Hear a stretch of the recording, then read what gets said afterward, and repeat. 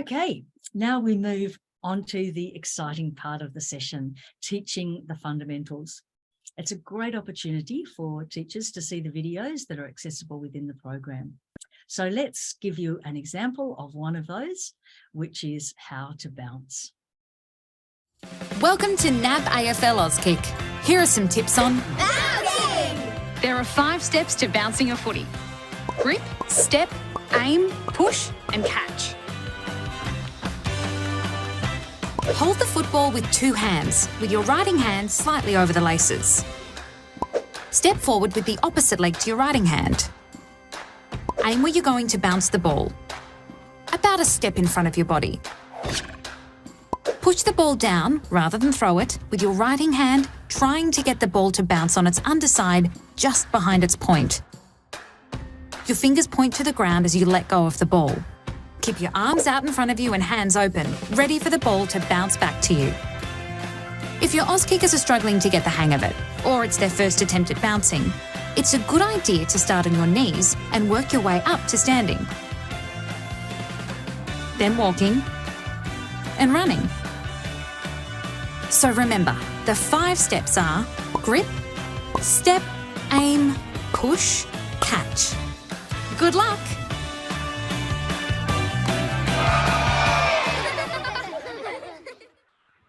What a great video. What a great way to explain to teachers and to kids how this skill is done. But we have on the call our experts, Steph and Sam. So I'm going to pass over to you guys to see if there's some more that you can add to ways that we can teach this effectively in our classrooms. Steph, I might jump straight in with you. Thank you very much. And apologies for my voice. I'm not feeling too great, so bear with me on this one. Firstly, very, very tough skill to teach. I think it's really important that that's mentioned. It is extremely hard at any level, so teaching it to kids is even harder. The thing with this is kids can get quite frustrated with bouncing a ball. So just reiterate to them that it is okay and it is a tough skill, and it's something that can definitely be worked on.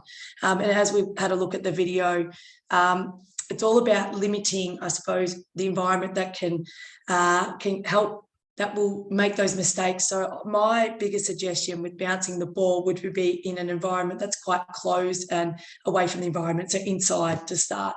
That way you're not contesting with the wind or anything like that. So that sort of environment where it's quite stable.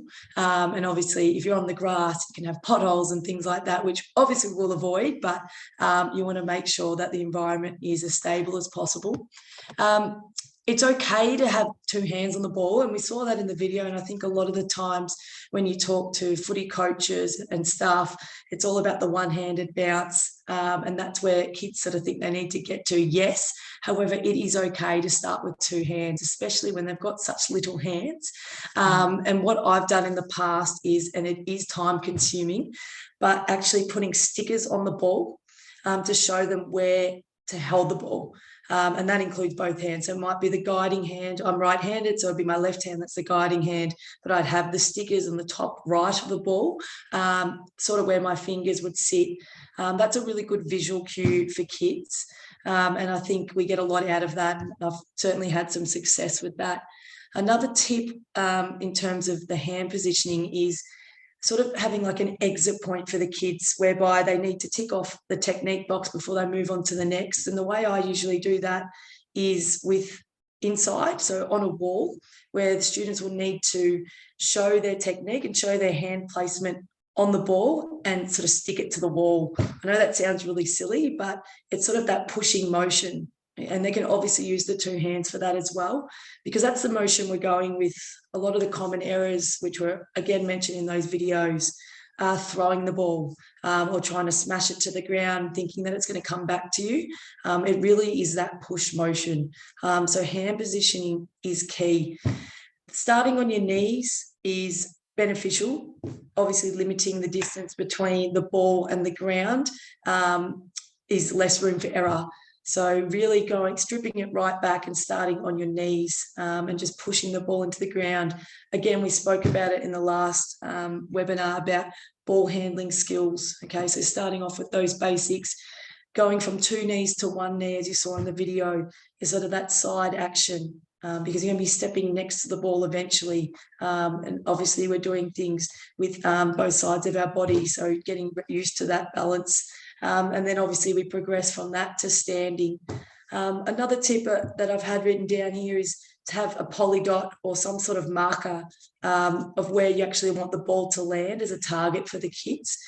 So even if they are progressing to walking, you can have obviously polydots or stickers on the ground, or probably not cones, but next to the cone of where you want to be bouncing the ball. So give them that sort of target, and you can also put a sticker or a marker on the ball showing exactly what spot you need the ball to hit the surface to then come back to you. But very, very tough skill, and one that can really frustrate students and teachers, but probably needs to dedicate a bit more time to this than say the kicking and the handballing. Sam, I don't know if you've got much more to add to that, but that's sort of a snapshot of how I would be teaching it at those levels. Yeah, that's pretty comprehensive there, Steph. That's really awesome. I had the same point around, like, don't worry, it's really hard. Even the pros get it wrong in games. It's a tough skill. It's a weird shaped ball. It doesn't come back when you want it. If the ground's wet or anything like that, it completely changes the way the ball bounces. So it is actually a really difficult skill to master. And by the time when they're playing in the game, you are bouncing on the run. There's not a lot of bouncing standing still. So it makes it even harder. So it's kind of one of those ones you can say to the kids, and be prepared as a coach or a teacher that it's probably going to be a bit chaotic and there's going to be balls bouncing everywhere, but that's all right. I think with bouncing and then even with handballing as well, just general ball ability. And I know Steph and I talked about that on the last webinar, but just that general ball ability and actually understanding how a ball moves, and that's a really fundamental skill, and that actually really helps then when you're trying to bounce the ball, because you actually get an understanding of what happens if the ball, if you don't quite bounce it right, like if the ball's not facing in the right direction, where it's going to end up. One thing in my experience that I found is kids are actually, they're pretty good. Like if you hold a ball sideways this way and you say, if I go to bounce like this, what way is it going to go? They all tend to know, oh, it's going to go that way. And then if I hold it like this and I bounce it, it's going to go that way. They understand that. And so when you can talk them through that a bit and get their input, and then you can show, okay, so if I bounce it like this with the ball facing down like that, what's going to happen? Oh, that'll come back to me. And so they get to understand, oh, there's a part of the ball that we probably want to hit or try and hit, because that makes the ball come back to me. So that's one little tip that I found has been really effective, just to get them to understand. Some of them will think you need to bounce the ball right on the tip of it and then it's going to go everywhere. Some of them sort of, you see a lot of kids will bounce it and it goes forward because they hit the wrong, sort of the back part of the ball. So it's really cool to kind of get them to understand how the ball might move depending on where it hits, and that teaches them a bit of that overall sort of fundamental ball skill as well. I really like Steph's point around the surfaces. I'd also recommend, like, if early on a hard surface, if it's asphalt or you've got a hardwood floor in a gym, just takes away some of the extra bits like grass. And if your ground is a bit bumpy or it gets a bit wet and it's a bit dewy, that's not really conducive to bouncing. So if you can remove that just to help them out, it's a little sort of constraint that if you can get rid of that one, that's quite handy. So doing it on a hard surface first is pretty good. One thing that I see a lot of when we do bouncing, and Steph touched on it a little bit, is they'll bounce from too high up. So that's one of the challenges you'll see. They'll sort of start, they think, oh yeah, I'm going to bring it up and come down. And you're just adding way more room for error. Like if anyone's ever coached basketball, when they teach you to dribble, the best dribblers, they all bounce from the hip. So the ball never really comes up too high, and that allows you to have much more control. And it's very similar with an AFL footy. We want to bounce from the hip. So often we don't want to be big motion. We want to reduce that as much as we can and come from our hip and push down. I know the video kind of talks about that, but that's an easy error that you might see. And just the further that you end up dropping the ball from, the more chance there is the ball's going to do something funny on the way down. And we just want to reduce as much of that as we can. One other thing I'll talk about is that for those of you, especially if the kids have sort of handled it from stationary, is that the ball does actually bounce a little bit differently when you're on the move. Like the faster you're going, the less you want it to come back at you because you're trying to push the ball out. And so as kids are getting better at this, you can start to talk to them about, you know, how far out do you need to push the ball to then meet the ball where it's going to be. My favorite one example of this is if you've seen Buddy Franklin, I think it was 2010 against Essendon, he kicks this amazing goal where he runs down the wing and he has about 3 or 4 bounces, and not one of those bounces are one that you would teach to a kid. That's a great bounce. It sort of slides off the grass and he's kind of just getting at his fingertips, but because he's running so quick, he's got to push the ball out so far in front that you don't want, if you end up getting it on the point like that, it's going to come back and go past you. So you pushed it out. And so that's a really cool, as kids get a bit better at it, really just get them to explore, get them to run pretty quick and say, just have a go at it and try and push it out and see how far you need to push it out to then get it. Because like I say, it is a tough skill, but one of the best goals of all time. Some pretty ugly bouncing in it, but very effective and you know, it works. Great. So much in there that we could talk about. I love the starting inside and the predictable surface, but that's also going to contain the balls that would otherwise go in every direction, I guess. Steph, you also gave us a few of the progressions, and I love the word you used, well, an exit technique, and using each one as a step, as a permission to move to the next level. But we talked in our last session about the need for repetition, and I guess I haven't yet heard from either of you things that we can do to make this a bit more fun. How do you add fun to this? Because you've both mentioned frustration. So how do we make this you know, a positive experience? And so we want success, but how do we make it fun too? Yeah, to your point about being indoors with the surface, like expect that balls are going to go everywhere, especially with this skill. I had written down here to a little game, like a relay game with little mini hurdles. Number one, it includes the proper technique and movement. You're coming to the side of the hurdle, you're stepping first, and then you're bouncing the ball over the hurdle. So to Sam's point before as well, where you're judging the distance, you can do some little relay races with that.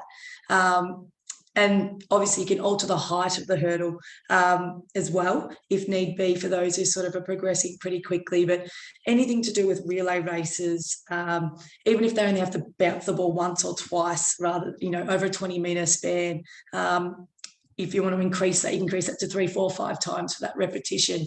But we all know kids like repetition and competition as well. So I think something like that would work pretty well with this sort of skill.